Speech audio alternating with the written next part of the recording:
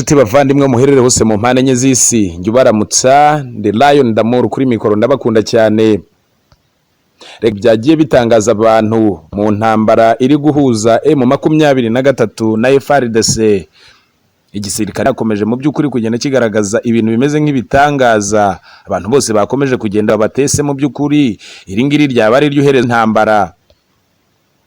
Cyaba cyazanye Ramaphosa, perezida wa Repubulika Zunze Ubumwe za Afurika y'Epfo muri Uganda mu minsi mike yaravuye mu Rwanda.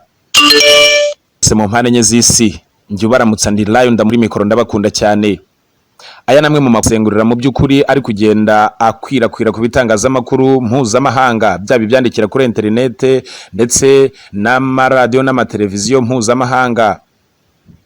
Afurika y'Epfo yatangaje ko Perezida Cyril Ramaphosa yahuye na mugenzi we Yoweri Museveni Tiburwa wa Uganda baganira ku mutekano karere k'ibiyaga binini. Ubutumwa bukiresheje amashusho ya Perezida Ramaphosa na Museveni bavuga ko ibihugu byombi bahuriye mu ngoro ya Perezida wa Uganda.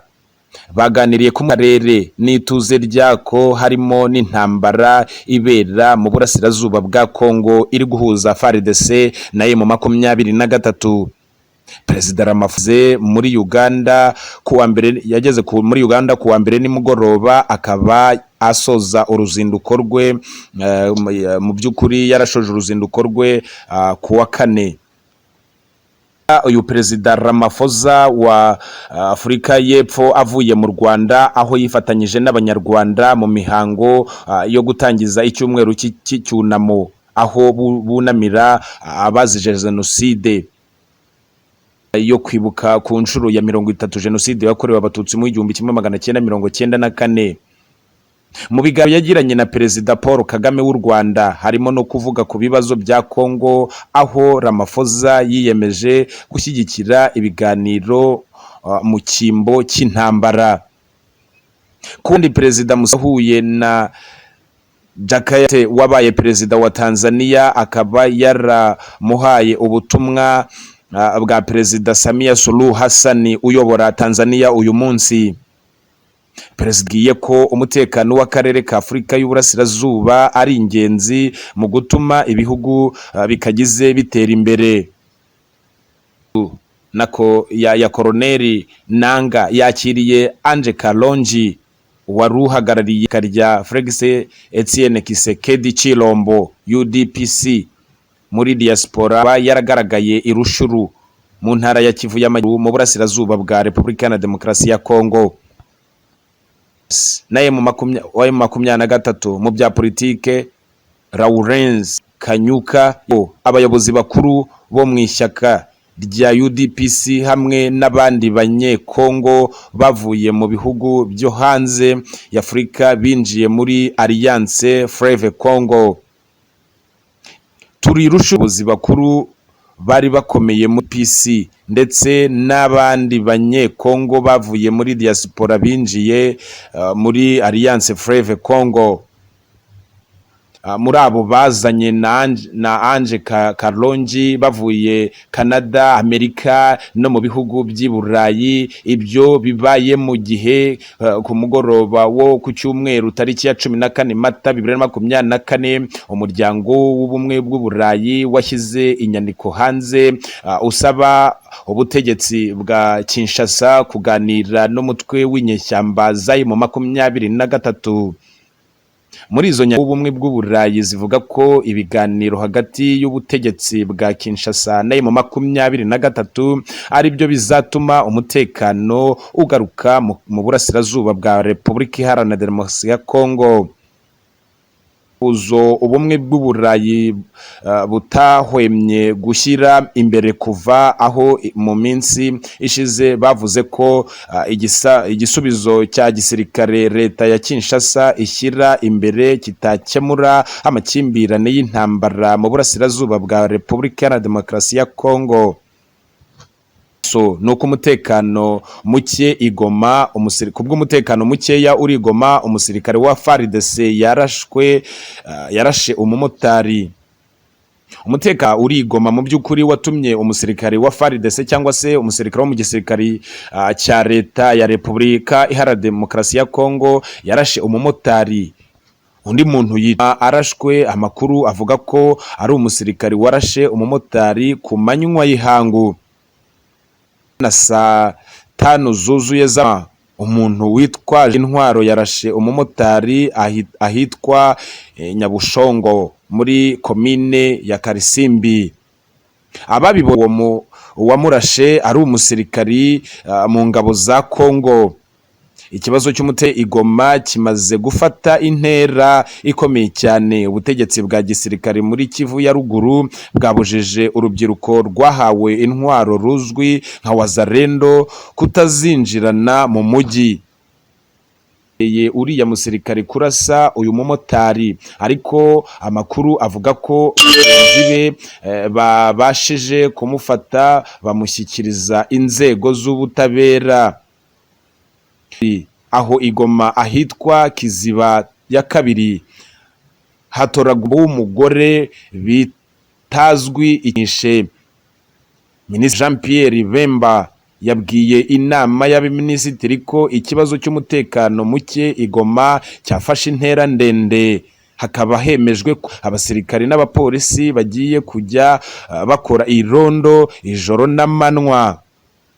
Mu gihe ku minsi 10 abantu bagera kuri 4 bamaze kwicwa mu mujyi wa Goma. Bamwe barashwe, abagaragajwe bakora ibyo bikorwa harimo abasirikari ba FARDC n'urubyiruko rwa Wazalendo. Indi nkuru kandi mbere yuko dusoza aya makuru yazindutse avugwa mu bitangazamakuru mpuzamahanga byandikira kuri internet ndetse n'amaradiyo n'amateleviziyo mpuzamahanga, nuko urubyiruko rwahawe intwaro rw'abakongomani Wazalendo babujijwe kujya mu mujyi wa Goma bazifite. Ubutegetsi buyoboye Kivu ya ruguru bwategetse Wazalendo kutinjira mu mujyi wa Goma bafite intwaro. Ni icyemezo gifashwe nyuma y'ibikorwa by'ubugizi bwa nabi bukekwa ko aribo bari kugenda babukora, harimo kugenda barasa abana, abagore, ndetse hanavuzwe yuko nyine bamaze kuba bakica abantu barenga 14 mu minsi 10 yonyine. Guverineri ya ruguru Major General Peter Kirimwami Nkuba yabujije Wazalendo kugendana intwaro mu mujyi wa Goma. Umujyi uhana urubibi n'umujyi wa Rubavu ku ruhande rw'u Rwanda ukomeje kuba mubi cyane, ndetse ukomeje no kugenda uteza ibibazo. Icyemezo cyo kubuza Wazalendo gutemberana intwaro muri Goma cyafashwe kuwa 5. Major General Peter yagize ati nyuma y'inama n'abakuru twahawe na sosiyete y'abasivile na MONUSCO twafashe imyanzuro itandukanye. Ntabwo dushaka kongera kubona abakoranabushake barwanira igihugu VDP mu mujyi bafite intwaro. N'ibiro by'ababakuriye bikwiye kujya kureba mu by'ukuri nimba urwo rubyiruko rwitwa Wazalendo rutari kugenda n'intwaro mu mujyi. Bamwe mu bayobora umujyi wa Goma basabye ko bakora ibikorwa bihungabanya umutekano i Goma bahanishwa igihano kiruta ibindi, igihano cy'urupfu. Muri iki cyumweru hamaze kubarurwa abantu bagera kuri 14 bishwe mu bugizi bwa nabi bumaze iminsi bukorwa i Goma no mu nkengero zayo. Ziherutse ingabo ziherutse kwerekana mu by'ukuri abantu batandukanye bakekwaho kwica abantu no kwiba ibyabo, barimo abasirikari ba leta ya Kongo FARDC n'urubyiruko rwahawe intwaro ruzwi nk'abakorerabushake, abo ngabo bitwa Wazalendo. indi nkuru rero aya makuru yacu nuko M23 yasabye abanyegoma kwamagana ubwicanyi bwa FARDC iri gukorera abaturage cyane cyane abagore babafata ku ngufu, abana bicwa urubozo ndetse n'abagabo bicwa hagasahurwa n'imitungo. Ihuriro ry'imitwe ya politiki n'igisirikari cya AFAS cyangwa se Alliance Fleuve Congo riramagana ingabo za Perezida Félix Tshisekedi Tshilombo zishinjwa kwica abaturage bayo Igoma ku murwa wa Kivu y'Amajyaruguru mu burasirazuba bwa Repubulika Iharanira Demokarasi ya Kongo. Ibi bikubiye mu itangazo ry'ihuriro ry'imitwe ya politike n'igisirikari rya Alliance Fleuve Congo AFC bashyize tondo cyo kuri uyu wa kane tariki ya 11 Mata 2024 aho risaba abaturage bagoma kuba umwe kugira ngo bamagane ingabo za Kisekedi zikomeje kwica abaturage urupfu n'agashinyaguro.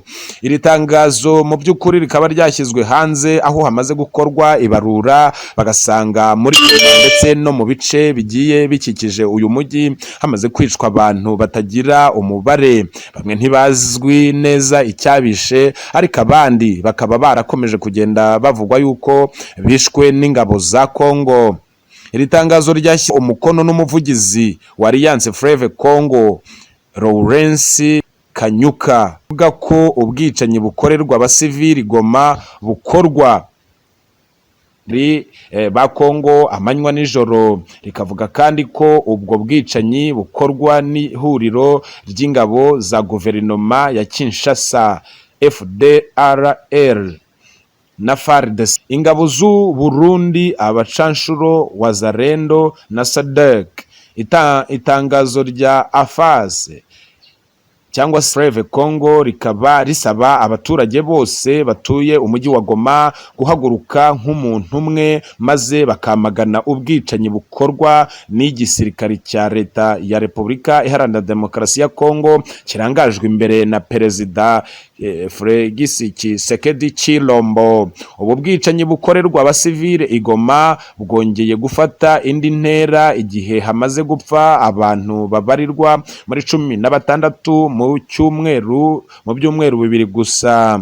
Abo bose bicwa na Wazalendo nk'uko abaturage batuye Igoma babihamya ndetse banabisobanura. Nubwo igisirikare cya leta cyavuga ko bicwa n'abantu baza bitwaje imbunda, ariko mu by'ukuri bikaba bimaze kugaragara yuko abasirikari ndetse n'abo bahawe intwaro b'abakoranabushake bitwa Wazalendo aribo bakomeje kugenda bica umubare mwinshi w'abaturage.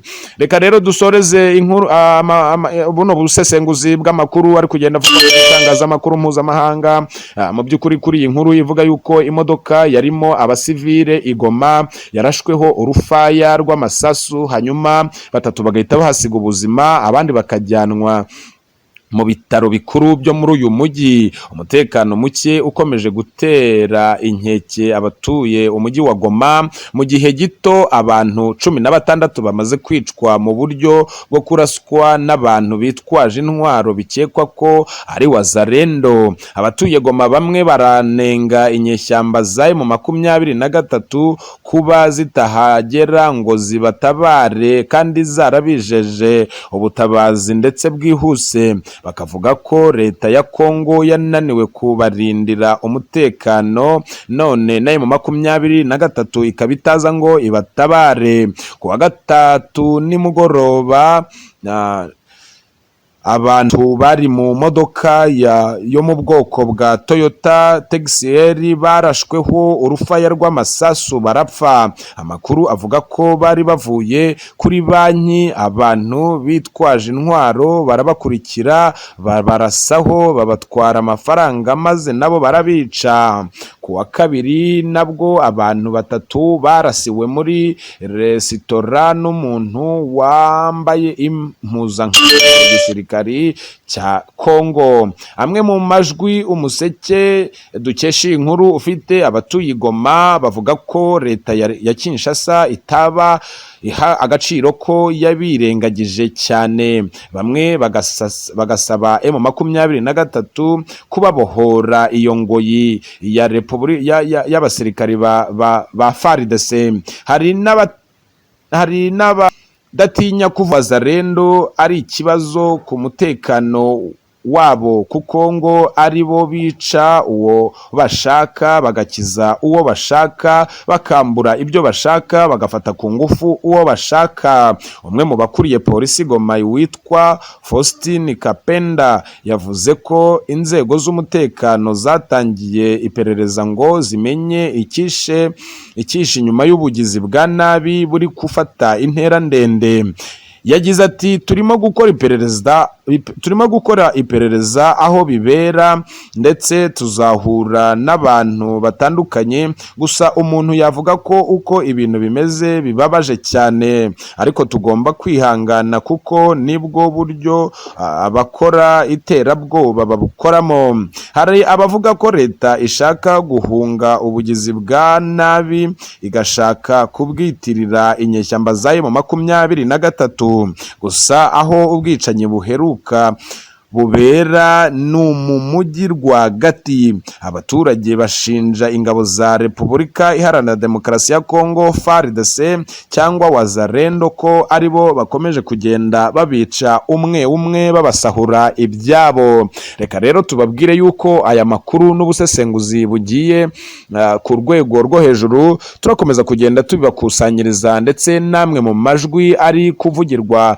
mu biganiro biri kugirwa, ndetse na bamwe mu baperezida bashaka ibiganiro hagati y'ingabo za Repubulika Iharanira Demokarasi ya Kongo FARDC ndetse na M23, turaza kugenda tubakusanyiriza akantu ku kandi. Reka mbabwire ko rero njyewe ubakusanyiriza nkanabagezaho ibi biganiro n'aya makuru ni Lion Damour kuri mikoro, cano binyuraho Damour TV show. Turabakunda cyane, amahoro y'Imana.